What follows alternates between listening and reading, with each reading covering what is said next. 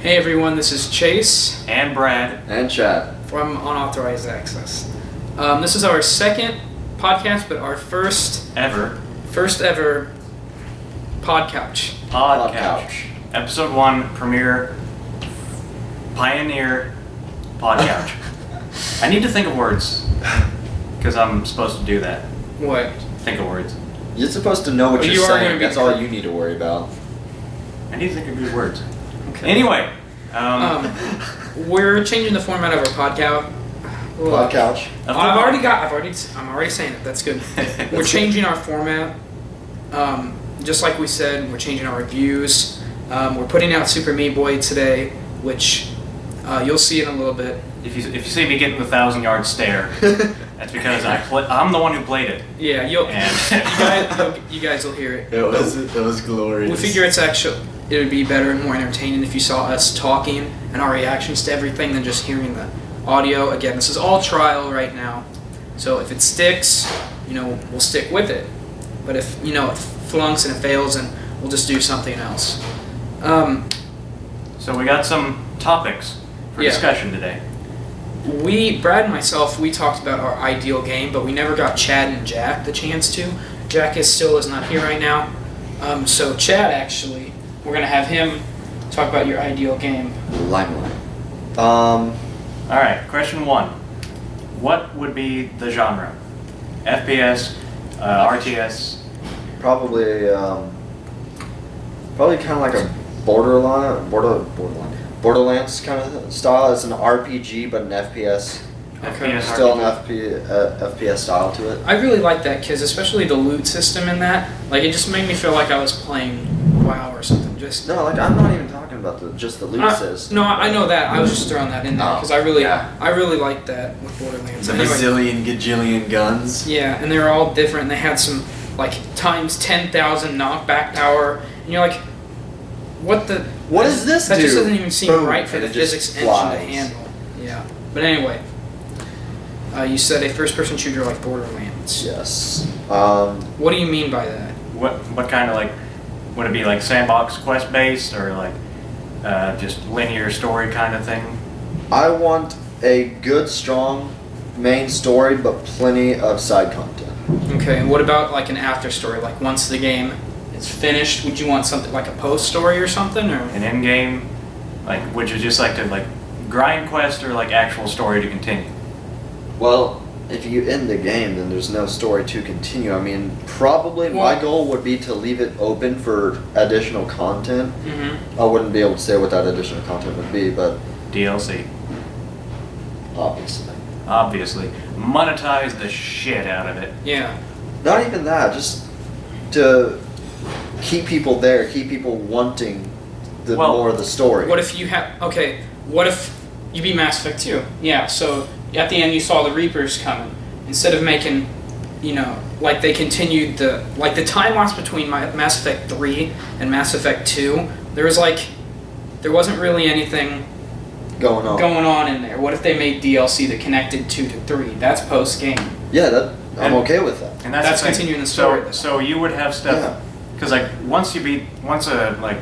I said, I'd leave it kind of open-ended for more of the story to happen, but for the base vanilla game, mm-hmm. it would end the story, but still kind of have the cliffhanger effect to where more is coming. More coming of a different story altogether, or more coming of the main story? The main story with, again, more additional stuff.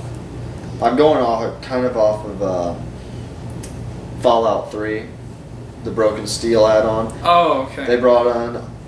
They continued the story, but they brought in a lot of extra stuff. Yeah.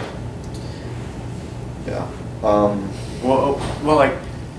Compared to what they're doing with Skyrim, where they're coming out with a DLC that deals with the Dawn Guard, which is something that had never been mentioned in the never been mentioned in the main game. Yeah. Well, see, would it be something like that, or something that has something to do with the main story of the first game, or the actual game?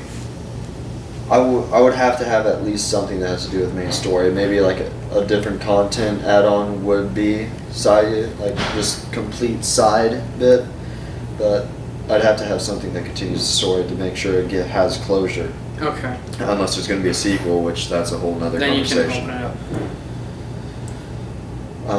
What kind of environment? Setting? Yeah, like would it be like fantasy, sci-fi, like colonial nature, times? Colonial times. Since they're coming out with steampunk. Like, what's your favorite setting of games? Probably a more.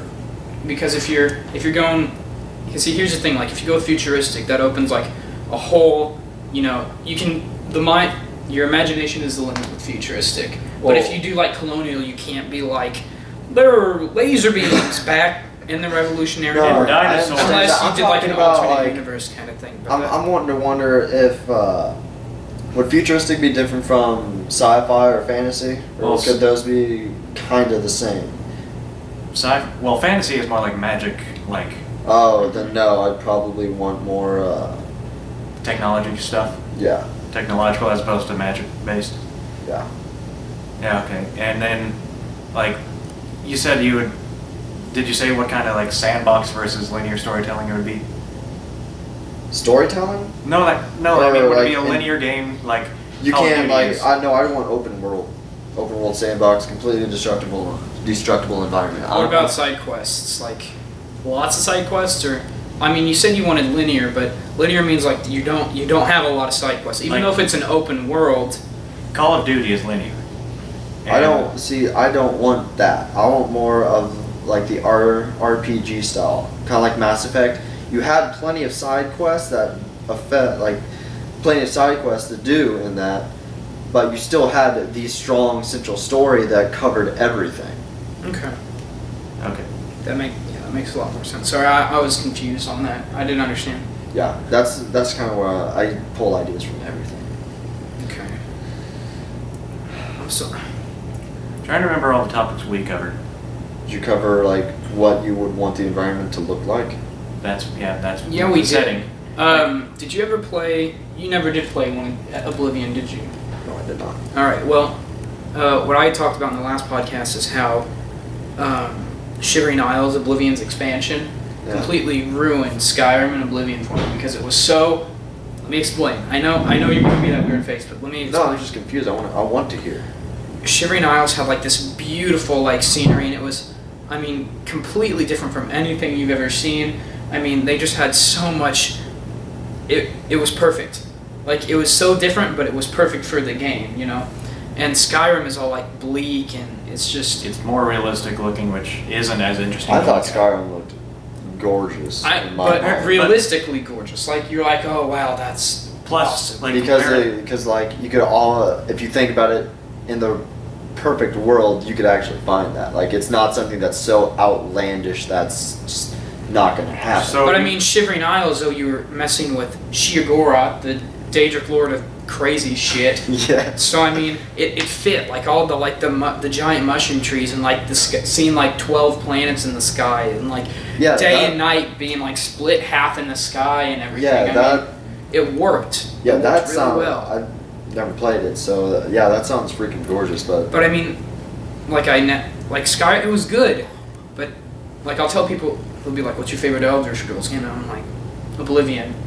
One, because the armor repair. I liked physically being able to repair your armor, whereas it's like you just got punched in the face by a dragon, your armor is impervious. Ah! I actually find that to be kind of helpful. not helpful. What's the opposite of helpful? Annoying. Annoying. It's like a chore. It's like The repairing armor? Damn, my armor's broken now. I can't. I died to a dragon's fart. I gotta go back to town. Gotta repair my stuff. Gotta See, upgrade I'd be everything. okay. I like I'd be it when okay it's with having that, but being able to repair it outside of town on site. You could do it. You could repair outside of town. Yeah. You didn't have to have an anvil. You just had to have a blacksmith hammer.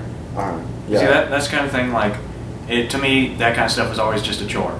Like, didn't like it? I never liked having to go and fix stuff because I feel like if I'm fighting dragons, I can deal with the lack of realism in not having to fix your own armor. Like suspension of disbelief. It was just something for me that I like to have. I know it's weird. That's one of the things. Another thing is making your own spells. You got to do that in Oblivion, but for some reason they completely took it out of Skyrim. Like, I'm not really sure why they did that. Like, I mean, you can make a spell that would fortify your speed. Like, if you're really good with, like, magic and everything, you could fortify your speed to 100, and you'd be like, wow, I'm, you know, the Roadrunner and some shit. I mean, or you could, like, make a spell where you conjure a full set of armor on yourself. I know you can still conjure armor in Skyrim, but I mean, you can make a spell where you're like, oh, I'm going to shoot all 3 elements at one time. Boom. The tri-beam, and it was, I really like that. And I mean, they still kept the enchanting your own weapon, and, you know, making your own weapon, naming it, attaching enchantments. Yeah. And they made the enchantments better by, once you disenchanted something with that, you know, special, that had that enchant, you could put it on different stuff. You know, like, say, if you disenchanted something that had fire resistance, you could put it on something else and be like, oh, now instead of having a shield that sucks balls, I can put it on a new shield that's really awesome and it still has fire resistance on it. Yeah. And you can even up the amount of resistance if you're good at enchanting. Yeah. And one thing that I still wish I want, or still plan on doing eventually with that game, is actually getting my enchanting up, because I already have a full set of Daedric armor. Yeah. And I still picture when I made that to be the perfect moment in my gaming history. What, the making the Daedric When you armor? first, you know. Yeah. I got all my stuff together and went to a Whiterun. Up to the mountain, to the top of it, to get to the Skyforge. And by that time it was at night, and I started like going through it, and by the time I was done, all of a sudden it was just storming, lightning, rain, all that crap going on, and it's like, I just made a set of demon armor, and look what's going on. I think I'm summoning Satan. I didn't have that much. One thing that kind of brings me, like, would your game have professions that you have to do? Not have to do, but like could do.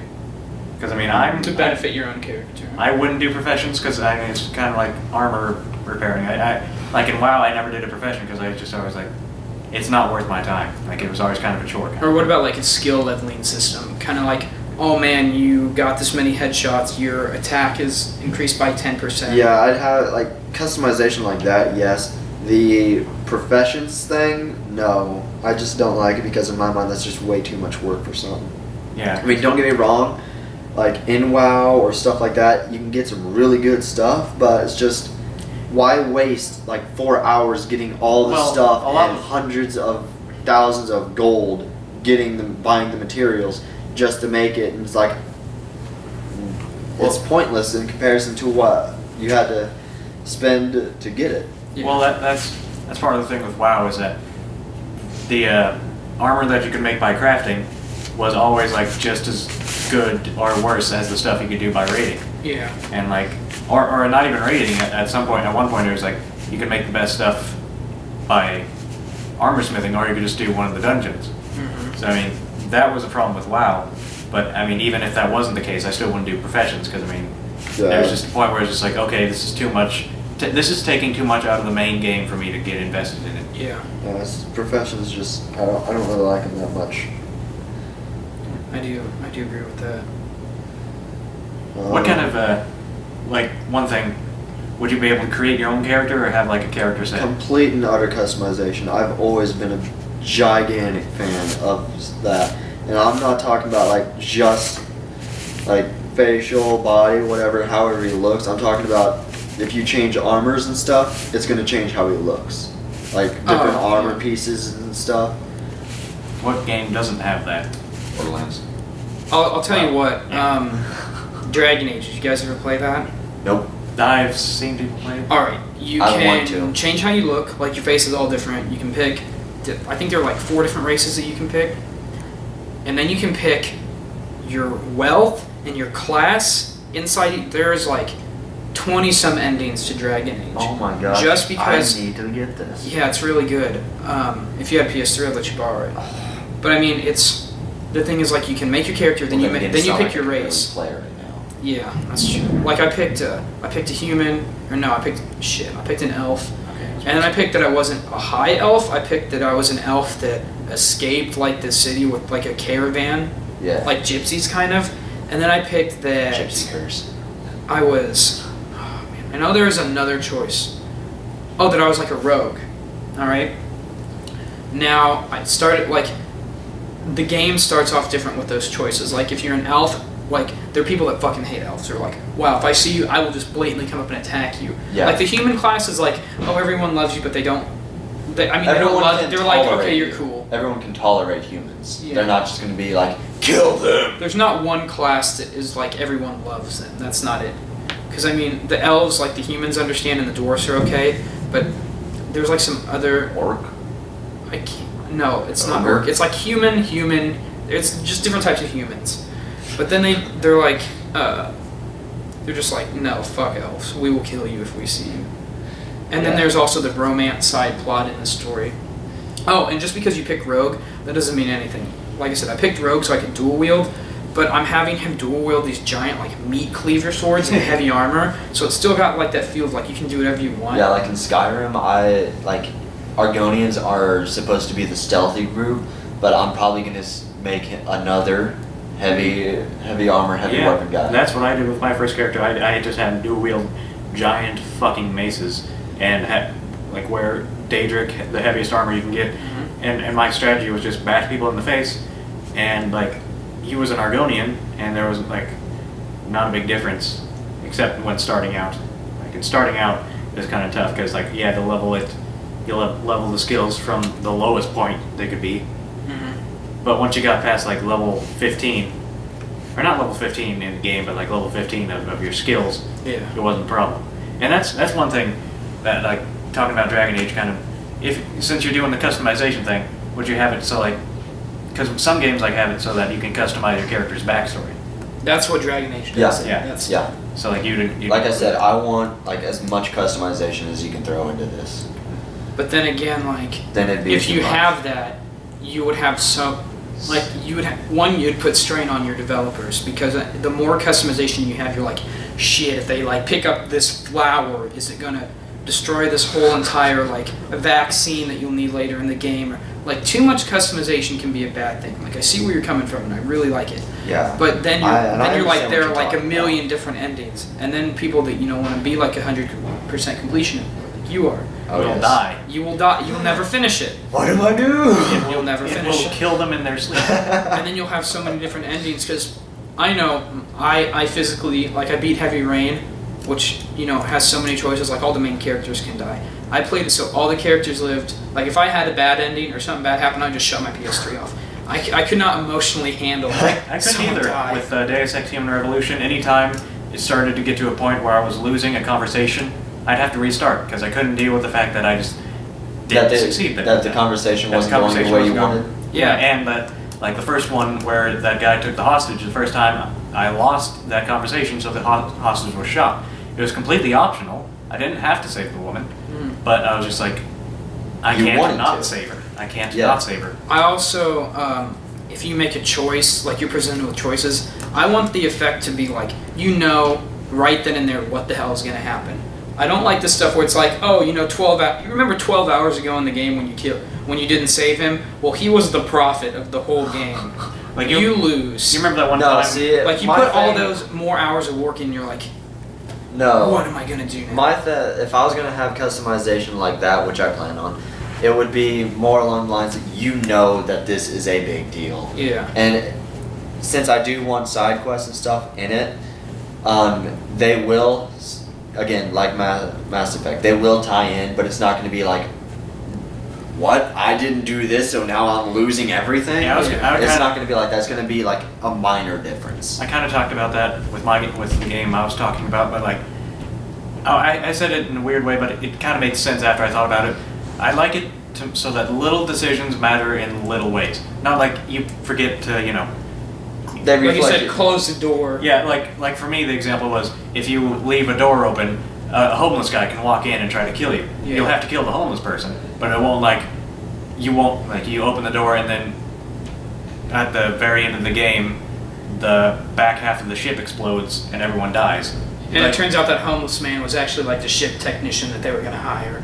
Or something. And it's not like something. Yeah, it's not going to be like that. Yeah, it's like if you do something small or make some little mistake in the conversation, it's going to affect the game. Small quest, small result. Yeah, like small mistake, small result. Not like I forgot, like I failed to kill this big bad guy, so he's going to come back and possibly wipe us out. That's fine, but not like I forgot to pick up after myself after I left a room. Therefore, the bad guy's going to kill us all again. There is that kind of reminds me of the Mass Effect 2 Arrival DLC. I mean, if you didn't get that done in time and like finished everything correctly, you lost. There's no way around it. I forgot to flush the toilet, therefore Godzilla's gonna kill us all. Yeah, see, it's not like that. It's pretty. I'm gonna be pulling a lot of my stuff from Mass Effect just because. That's fine. It's one of my favorite games. I think they got a lot right with it. I'm not gonna go into the Mass Effect 3 ending, so don't. I think people have already figured out. Yeah, what's going on? Yeah, I don't think we ever need to bring that up. So anyway, Tales of. I'm sorry to interrupt you. I want to make sure to make this point before we continue. Tales of Vesperia. You play it with me for a little bit. The one with the purple hair. Yes. And then that girl with like the white. She's a princess. We went into the castle, saved her, and went through the sewers, and then we stopped. So you had the guy that looked like the girl.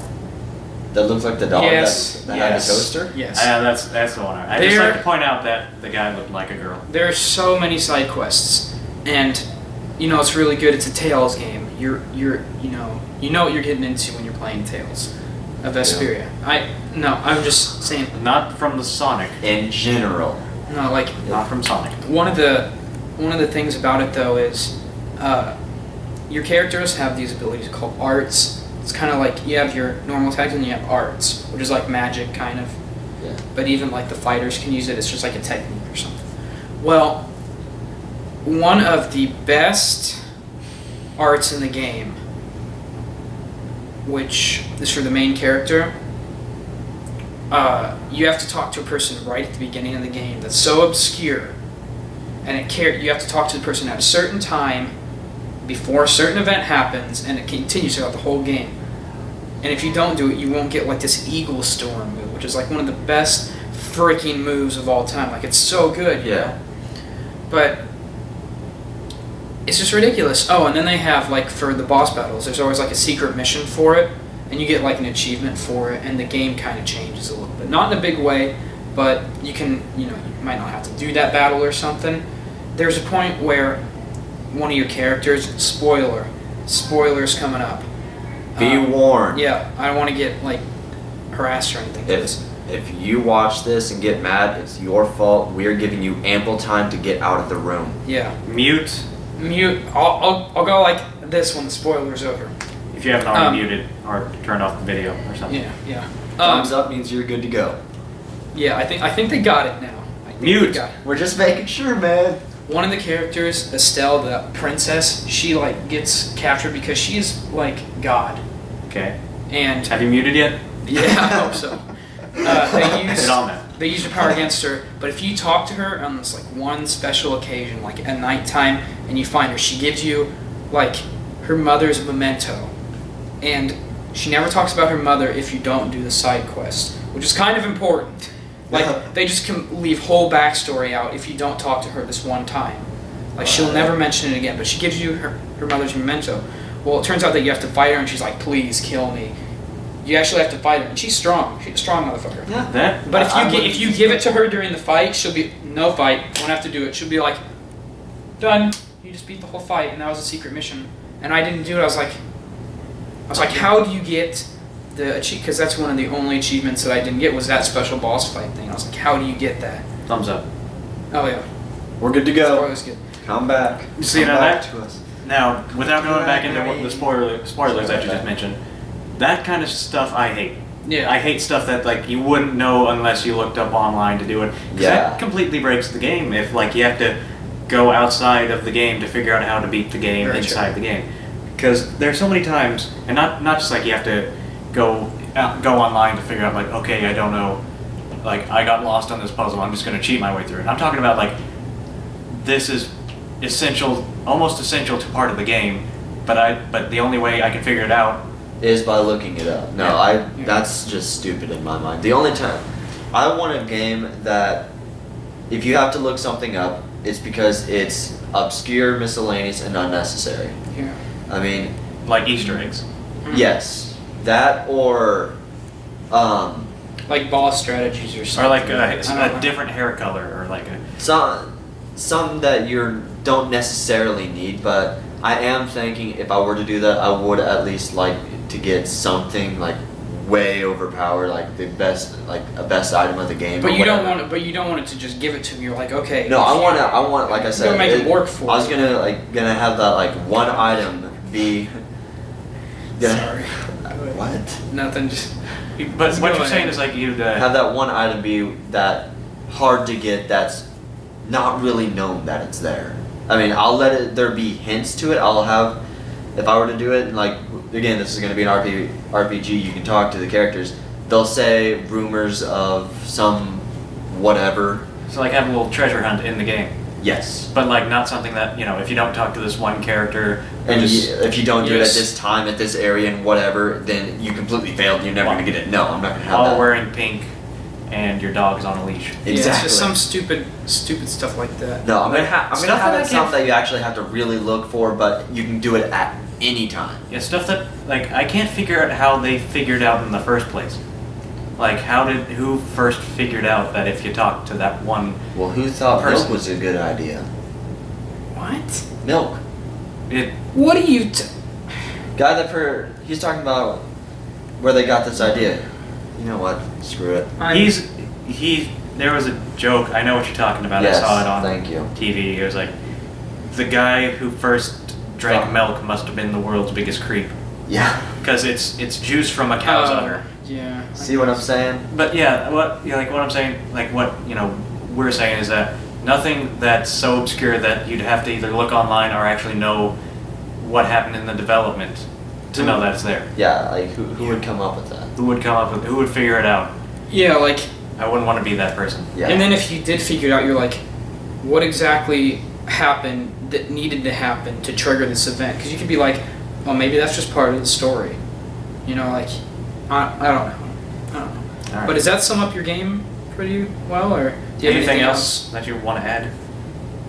Well, I have the basic environment down. I was telling you guys earlier about how I wanted to actually look, and I don't know if any of you have played the new BioWare Star Wars MMO, the Old Republic, but one of the worlds on there, Belsavis, for me, hit the nail on the head perfectly with how I want it to look. Excuse me. For you guys who haven't played it, You have no No. idea. picture Hoth. You know Hoth, giant ice rock. Oh, the Giant snow ice rock. planet. Okay. Right? Yeah. Now punch about the hole, about the size of the United States and about a mile deep in the ice. See it? In that hole, like a couple small That volcanoes doesn't even make sense then. and tropics. Ice plant. What? That doesn't even make Like a sense. It's giant covered in tropical- ice, but there's A giant volcanic. tropical crater Yes. in the middle of ice. Yes. And But like, that doesn't even make any sense. yes, it does. It's No. an alien world. Just go with it. Exactly. Get that. Suspend your disbelief, you non-believer. I mean, even like. It's an ice rock. It's cold, but it has volcanic hot spots that melt the ice and cause tropical life to form. Okay. Do you see it now? Yeah. Okay. I don't, but I'm just gonna go. And then midichlorians make No. everyone No. have Get the out. Force, and They then Anakin fixed Skywalker that. blew up, They fixed that in a book. and then All right. Anakin All right. Skywalker. Let's talk this. Gosh. What I'm Continue. what I'm saying is, it's a fantasy world. It's not supposed to be real, but it looks really cool. Just continue what you were saying about how you hit the nail on the head, and you already explained it. So why does it hit the nail on the head? Just because I don't know. I don't really know, but I just think How does it's this a tie back perfect in? melody of how Nice, like Oh, contrasting. the environment. yeah, the environment. I just think the way it looks is awesome. Like one of the areas on there, like you have a couple trees and it's covered in ice, but right above those trees the ice broke through so the sunlight can come down, and it's all like tropic and got like volcano hill up over it. Okay. But you just see ice all like the sky is the ice. It's like that sounds like it's kind of like really nicely contrasting with each other. Like you got the Exactly. It's nice, like tropical, you'd imagine heat, but it's covered in ice. And the thing is, if you can use like if you did use that exact thing in your game, you could always tie the environment into like the main elements of the game. Like you're running like, oh shit, geyser eruption or some like it's unexplained. Like that just changes everything completely. And instead of your mission for like taking out this guy, it's like shit. Now we got to get out of here before we die. Yeah. So I mean, you could totally play off the environment. Because I mean, and the only reason I said the size of the United States is because if you looking at it from an orbit standpoint, so you can see the whole planet, that's just the biggest one. But the entire planet is pocketed with volcanic hotspots like that. See, actually, my favorite environment, I never got to this environment, but I've seen other people play it, was the giant city planet. Coruscant. Or is it Nar Shaddaa? Well, I think it was the evil one. Then it'd be Nar Shaddaa. Nar Shaddaa. Like the one with all the Javas, or not the Javas, the Hutts. The Hutts, yeah, that's Nar Shaddaa. Yeah, that is my favorite area from that game, and I'd say I definitely feel like I should have showed you guys Bel Savis, that way you know what I'm talking about, because it's alright. It's described it pretty much. If you're watching this, you can Google bar it. It's right up there, right at the top right. Search bar up there. Look, just go up there. Just get some mouse. Google image. Bel Savis. Don't use Bing. We won't let you watch our videos anymore. Yeah. Dumb. Anyway, I think we got it. I think we got your game. All right, well, guys, we're gonna take like a 5-minute break just for our sake. Refreshments. Yeah. We'll be right back. So see you guys in a bit.